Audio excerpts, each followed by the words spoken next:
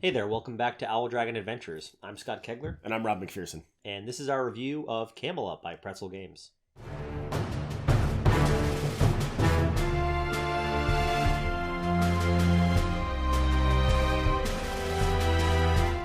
So, Camel has been out for a while, but it's been a bit of a years now.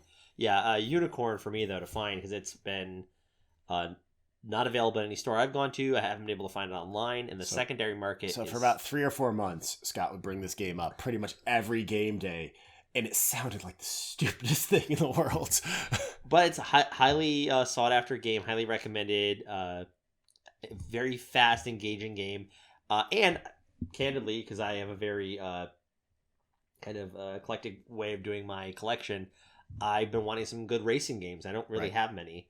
I think I only have a couple now, but I've been wanting Camel in that collection. Again, it's been hard to find. But then recently, Rob came across one. Yeah, I swung by our friendly local game store, and I saw it on the shelf. I took a picture of it, and I texted Scott. I was like, you want me to grab this? He was like, yes. Yeah, absolutely. Was very excited to get it just before the holidays, actually, and get it to the table. And I got it to the table quite a bit. I first played it with my kids, and they had a blast with it. Yeah, it's stupidly fun. Yeah. It's stupidly fun. Played it a ton on New Year's, and I've since played it a few other times at our game nights now. Camel Up is basically a play on Pony Up. It is a racing game where you are betting on racing camels. Yes. If you haven't heard of the game, that is the theme. And there's a gimmick that also plays into the name of Camel Up. Yeah. That too. So what's really fun about it is, quite simply, it's a game where you're taking bets on the camels that they're going out through different legs of the race, and to see which camel will be the winner and loser of the race. And the way this is done is through dice that you're going to roll throughout the game out of a pyramid. And we can show you some pictures as well here. But they are when they're set up, they actually also stack the camels, which that changes everything from an actual assessing the chances. So there's no ties. Because when 2 camels enter the same space, the one that just entered goes on top of it. So that's in first place, and the one that's on top of it is in second. So if you've stacked all 4, you're now 1, 2, 3, 4, not all 4 tied. And you don't roll all the dice every turn, so you're not sure who's going to be left behind. Mm-hmm. And there are these 2 other camels called the crazy camels that are going in the opposite direction as everyone else, which can carry the camels backwards. So you can also land on one of those crazy camels and it'll drive that one back. Humorously, the only times I've played it, it's happened the other way around, where the crazy camels land on top and get carried back towards the finish line that way. But it's very fun, and there's actually a decent amount of strategy to the game as far as understanding what are the likely outcomes of, and if you know dice and a little bit of how this is going to average out, what are the chances? Yes, there's still hilarious moments in the game like this of luck and just a lot of silliness because you're all yelling at this ridiculous table of camels with this really fun pyramid that is the you shake to get the dice get basically popped out of. So much fun. So getting into it's discussing the game from a gameplay side, very simple. You have one of 4 things you can do on your turn as we're going around and watching this race happening. You can either help move the race along by rolling one of the dice through the pyramid, so that's an action you can take. You can bet on the current leg of the race, who you think is going to win before we run out of dice for that turn. Sure. Or you can spectate, which is a fun way of adding a tile to the racetrack. And that can either boost them ahead or makes them fall back behind. Right, you can cheer or boo the camels that land on that spot. Or you can take a final bet, which is one of the really interesting parts of the game, where you bet whether you think which camel is going to ultimately win the entire race, which could end up being 3 or 4 or 5 legs And ahead. What's great is that you don't just necessarily get money for having bet correctly. Mm-hmm. It's whoever guessed the correct one first gets the most, and then it cascades down. And this is in both for winner and loser. So if you're the first person to peg the blue camel is going to come in last, you get 8 coins for you could really deciding sweep, that. You could really sweep with those choices early in the game. So just a lot of fun. So gameplay, as you can tell, I'm sure from our energy, this is insanely high. It's ridiculously fun. It plays, it says 30 minutes on the box for play, and it is right around there, 20 to 30 minutes, and you just bang through this game. The only time it runs a little bit longer is if you have really bad luck with the dice and you keep rolling ones. But it's almost more fun that way because then you're like... Yeah, it's fun like how like I've played it many times now and how many different like outcomes we've had as far as not just who won, but like what happened. Sometimes it's like you have a camel that's just like trucking across. Yep. And sometimes you have like this the hilarious... blue camel yeah. that stayed 2 spaces away from the start line for like 3/4 of the game. Or like, you know, and then there's like just hilarious things that happen in a game like this. It's my brother keeps like, and again, it shouldn't happen this way, but every game, the red camel, you know, just hates him and ends he up bets like, on him and then it never loses, rolls the or red he bets dice against again. it and it wins the whole thing. Very funny. One of the things that drew me to the game was I heard that it's a hilarious game to spectate as well, and I can absolutely see Sure. if you had a party happening and some of you want to do a board game. It's one of those games where people will actually sit and watch you play this game because it's that funny watching this go along. Yes, this is going to be a high for gameplay for me too. Absolutely. It's a lot of fun. It does what it does extraordinarily well. It's more fun than its components should be when combined together. Well, it can very easily, just from the name and like the theme, you could expect like a garbage game out of this. Yeah. But it's a well put together game and it's a lot of fun. And I feel like there is a sense of agency still in a game of chance. Yeah, there absolutely is. Like I feel like you have a lot of abilities. Like you can take money for just doing simple things like moving like by rolling the dice, you get compensated for that. Right. So you can still get victory because the money is the victory point in the game. Yeah.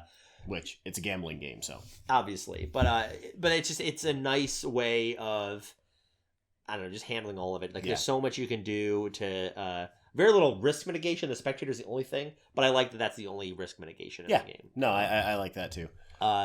So awesome game to play. Accessibility, super easy to teach. As I said, I played this with my children Christmas Eve, and they're 7 I was going to say, I think it took me about 2.5 minutes to learn, and that's just because there's enough components that just talking takes that long. Right, it's like you have 4 actions. You're like, oh, you have 4 actions. You take one. This is what you can do. Yep.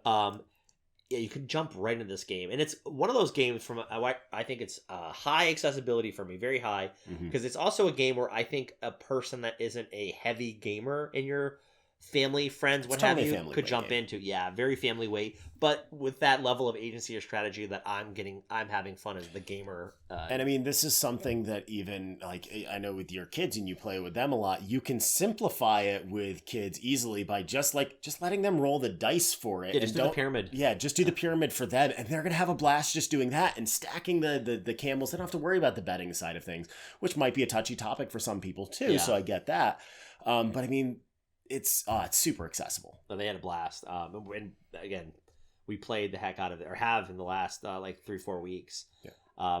So high accessibility. Yep. Design.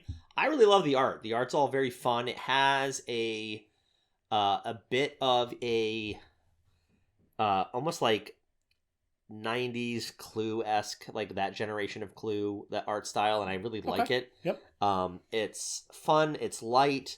I really like the design of how the camels work, that they stack perfectly. And they are So I made the mistake with the camels, and one of our friends did too, where I thought they were magnetic because they just click together so easily, and they just got that tactile feel that they feel like they're magnets. They're not, but it's really well designed. Yeah, they're like a really substantial like composite kind of plastic. Like it's I like the design.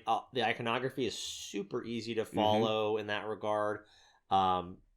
Everything just lays out well. Oh, and it's a silly thing, but it's I put on design. It has a pop-up palm tree. Oh, yeah. So you unfold the board, and this palm tree just pops up, and it made me laugh out loud as soon as I saw it. It's a nice looking little pop-up, but it's great. Yeah. So I really enjoyed that as well. They leaned into the ridiculous nature of their game, and they nailed it. And this is like a newer printing of two. The older one had a just slightly different art style, and I actually prefer this art style on the game. Yeah, I haven't seen too much about the older one, but I've seen the older box. But I see here. Still really high in design quality.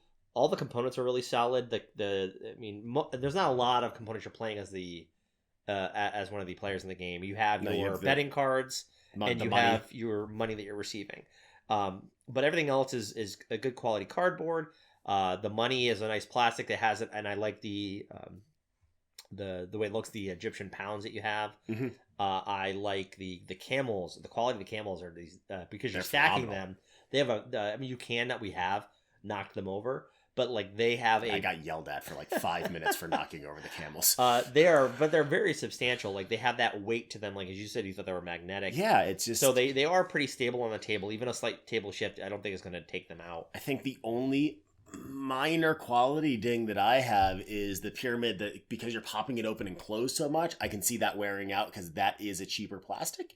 But that remains to be seen. I could be proven completely wrong on that. I have seen a lot of people selling the pyramids online, so I wonder if people try to resell those too to like people replace theirs. Sure. I'm curious if that's why. And I mean, you could totally do it as a bag draw. If the pyramid does fail, just toss them into an opaque bag, shake them up, reach in, grab one, toss it. That's it. But so far, I mean, we've gotten a lot of value out of it. I think it's a neat little table presence, the pyramid too. Yeah, so this was a $40 retail game. And Scott, you played it 6-7 times now. Oh god, more than that. Probably close to 10. 10.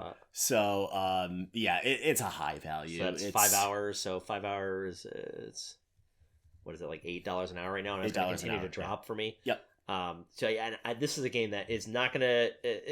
perfect for your if you have a D&D table game going on, but they like some board games. Maybe not everyone there is a heavy board gamer, but this is a great warm-up, cool-down. It's either a good warm-up, cool-down game, or just a great family weight game if you're with a bunch of friends that don't usually board game, or that like the games that us heavier gamers have grown away from, like Apples to Apples and things like that. Like that doesn't interest us anymore. But like this is the same weight, where people will enjoy playing it if they enjoy playing those other style games, but we can get some enjoyment out of it too. And it like leans up to like 8 players, so like you're going to be able to cover a lot of people at like a party or... Oh wow, I didn't know it went up to 8. That's insane. Yeah. There's some rule variations after 6 players, but and I haven't really gotten into those because I've only played it like at 5. But still, I think you're going to get a lot out of this game. And I know we jumped from quality is excellent, so it's high for me as well. I also think from a value, it's high. This is a game I'll be playing with my kids as they get older because it's still funny. It's a perfect game for like the holidays. And I am going to vote for this to get added to our list of GUI games. Oh, absolutely. It's a great GUI game. So that's our Gaming Under the Influence. We'll be doing some gameplays. We started that series up in the next couple of months. Yeah. Wait until after January. Yeah, I'm doing a dry January right now. But yeah, very, very fun game. So it's going to be funny for this, but like for such a simple game, this to me is like a 5 out of 5 game. It's a 5 out of 5 for me too. Like I'm slightly ashamed that it's a 5 out of 5 for me, but it's exactly awesome. It's everything and more of what it should be. Like it knows what it is, and it does what it does extraordinarily well. As Scott said, we were cheering and yelling at little plastic camels. And for a racing game to accomplish that, because like I've played other racing games and I'm always like, oh, that was interesting, but usually it's like, oh, it's a deck builder that's also a racing game, or it's a dice management or worker placement game. This is a pure race game. Yeah. It's swingy in the best of ways. Well, that's like it's one of those things that's swingy, but like you want, because it's a racing game. I want I want a surprise, like where we've always been like, oh, green's got it, and then green gets stacked by everybody, and green is the loser, and we've all bet on green, so we're all gonna lose money. Yep. And it's hilarious. Yeah, no, 5 out of 5 for me. Ridiculously fun.